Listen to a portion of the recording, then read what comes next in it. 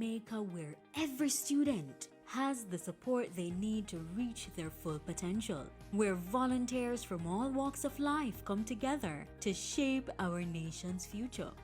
Introducing the Trend Ambassador Volunteer Program, an initiative where you can make a difference. Whether you have an hour, a day, or more to give, your time can change lives. We have made volunteering easy with an intuitive, user-friendly portal. From tutoring to mentoring, from career guidance to specialized skills training, whatever your passion, there's a place for you in the Trend Initiative. Our students need you. Together, we can transform education and shape Jamaica's future.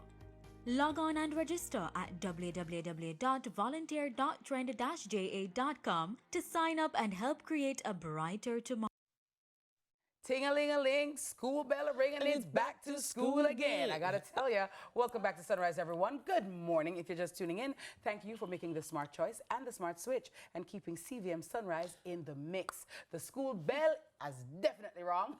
Free paper, butt up on a brand new year. And trust me, 2025 is that year to strive and thrive in every way possible. Now, I'm not sure about you, but growing up, January always felt like the perfect time to sharpen our pencils and make a resolution to do better for the school year. Joining us this morning is Education, Skills, Youth and Information Minister, Dr. the Honorable Dana Morris-Dixon, here to share her bold vision for the year 2025, the ministry's Trend Initiative, and how students, parents, and teachers alike can navigate this back-to-school season with confidence. Good morning, Minister. Morning, Minister. How are you? Good morning to both of you, and Happy New Year. Same to you, my love. I wish you all the best. Oh, thank you. Continued growth and success. And For of course, our children. and for our children who are the future of Jamaica. Yes. Now, before you came on, you know, we ended with the tragic passing of the principal of Jesse Rippall. Yes. Talk to me about how does, you know, the ministry deal with stuff like that? Well, the ministry obviously is very much saddened by what happened. And he was such a wonderful principal. Right. It is a big loss to our entire education system. But in terms of these situations, the ministry has a grief counseling team that has been deployed. They'll be there this morning with the teachers. The students won't be there today, but tomorrow the students will be there and our counselors will go out. And this is where we thank the community because we have our team in the ministry, but when something like this happens, there's so many classes that need counseling and students. And so we lean on the church and they'll send their teams over to help us to deal with this. But there is a protocol in place to deal with loss. I'm happy to know that. Yeah. From a ministry perspective, you know, it's so important to put the right principles. You know, you have a National Council of the Educational Leadership and NCEL and all of these things. You're trying to put great principles in different spaces. How much of a loss is it now? You've lost a great principal, actually. Yes, we have. The good thing is that we have really excellent teachers in the system. We truly have really good teachers.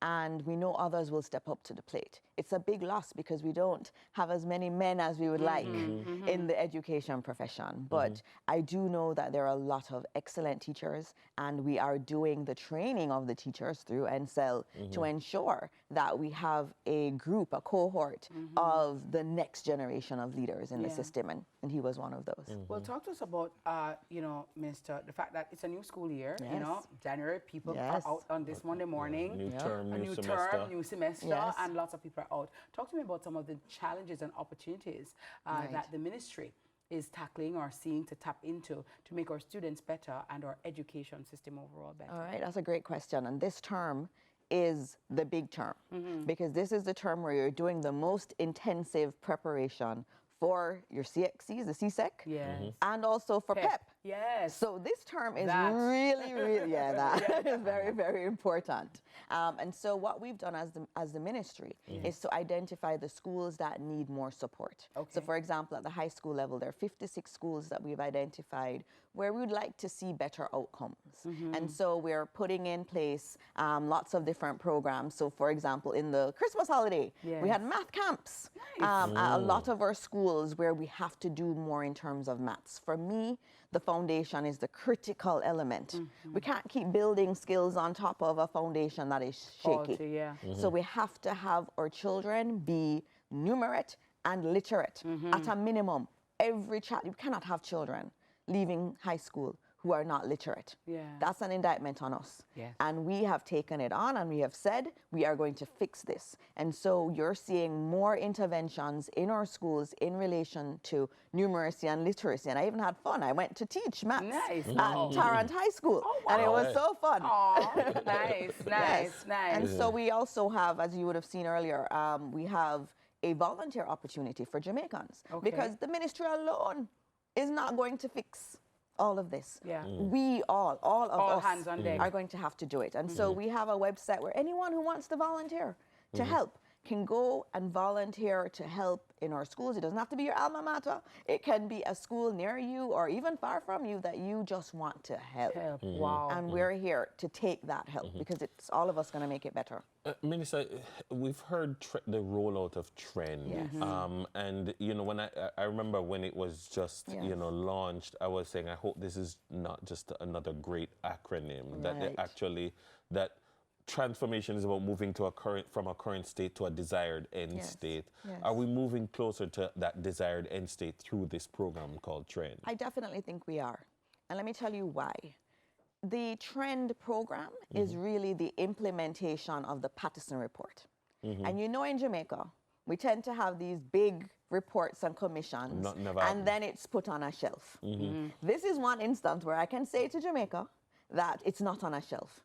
It is being rolled out. And so you actually have a website where you can see every single recommendation that was made by the Patterson Commission, and you can see what percentage we're at in terms of implementing it, which is very, very important, and accountability is big, because at this stage of our development, we need to be able to show that we're making progress every single year. And that's what Trend is about. Trend is tied back to that Patterson report and fixing the things that need fixing in our education system. And so I'm very happy because I was on that commission and my concern was it was going to be on a bookshelf. And so for me, I am absolutely excited that all those experts that met did not meet in vain, that we're actually implementing it. Well, let me just ask this, Minister, because teachers play a very integral role in shaping our children, teaching them, and they too come under heavy stress, and a lot of them do things even outside of their curriculum that they're not even supposed to do. You know, teachers are mommies, they're daddies, you know, they're counselors.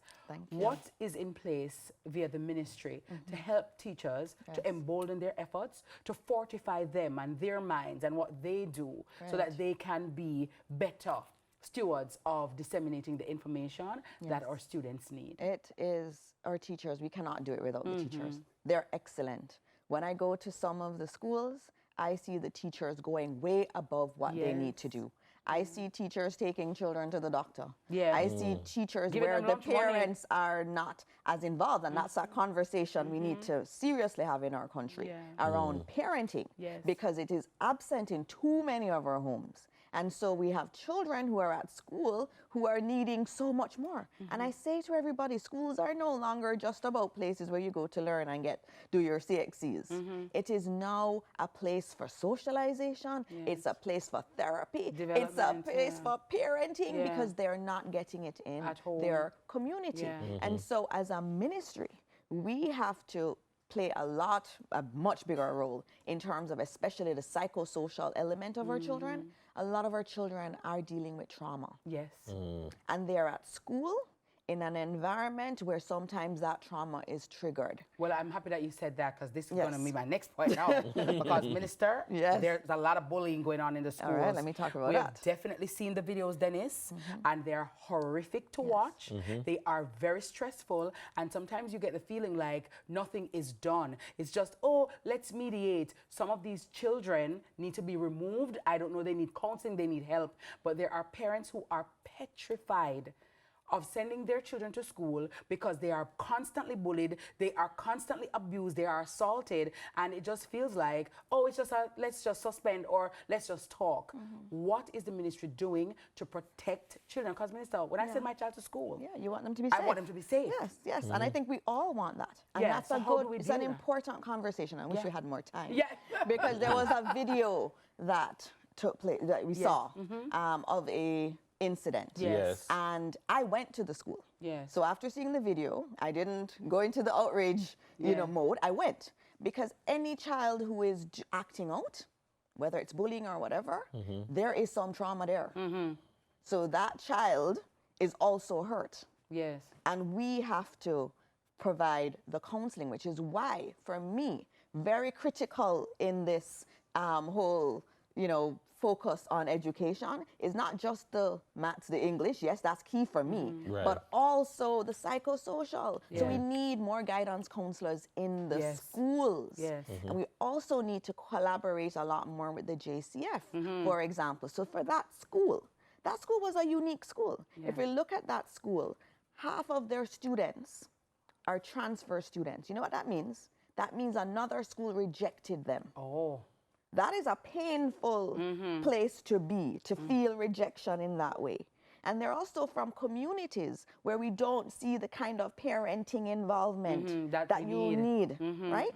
So there was a lot going on at that school. But we also and we need, have Minister, to fix that. We have to fix it, but we also need, as parents and as citizens as well, to know that there is something being done, because then it's oftentimes you see these horrific videos and then we don't know what the happened. Context. And the context. The context and what's happening. Even the recourse, we don't know what happened. So I know for a lot of parents that is a major concern, because irrespective of whether you're traumatized, we all have trauma, we have to learn to deal with it. It doesn't behove you to beat somebody's child into unconsciousness. Exactly. You know what I mean? It's and unacceptable. It's absolutely unacceptable. And so the police had to be brought in big time. And obviously that's a law enforcement action to it. But then also, how do we prevent it? So there's obviously a zero tolerance for that. And we need in to let terms children of the know ministry. and let the parents know that we're not accepting that. Zero tolerance for it. Yeah. But then we also know that we have to provide the support for our children in a much better way than we have been doing, because we as a country are failing a lot of our children. True. And so we are trying to do what we can in terms of re-emphasizing that they matter. So in schools where they may not be getting the kind of results that we want, it is important that we do the extracurricular work. That same school that is really troubled, and in students from very troubled communities, I saw a classroom block that they actually did all of the electrical work, the students. They did all of the welding work. They are brilliant students. And we have to find other ways to channel that brilliance, because in many instances, they don't feel like society really cares about them. Totally understand. All right. Wishing you all the best for the school year. Thank you. Dennis, you can volunteer. Where I teach. Yes. What are you teaching, Dennis? Sociology and caring studies. I know, right? Lovely. Oh What my about you, God. Miss Kitty? All right, When are you coming in the classroom with me? I will do language and Cape literature. Law. Cape Law. Remember there's Cape Law? I will do Cape Law, but I will do literature and language. okay. Those are, All right. I will can sign see you you Social both studies teaching are bad too. English B. Yeah, man. Yeah. Come on. Yeah, Signing you social both studies are up. bad. Signing you up. Signing you up. Yes. No, we're right. all hands on deck. So, we have to play our Yes, part yes. in advancing the welfare of the whole human race. All right. Thank you. That was the Honorable Dr. The Honorable Dana Dixon. Dana Morris Dixon is the Education Minister. We're packing up the school books and coming on to the checkbooks. Carlton is here to help create your ultimate financial plan for 2025 in Money Master Class. It's brought to you by Guardian Life. Stay with us.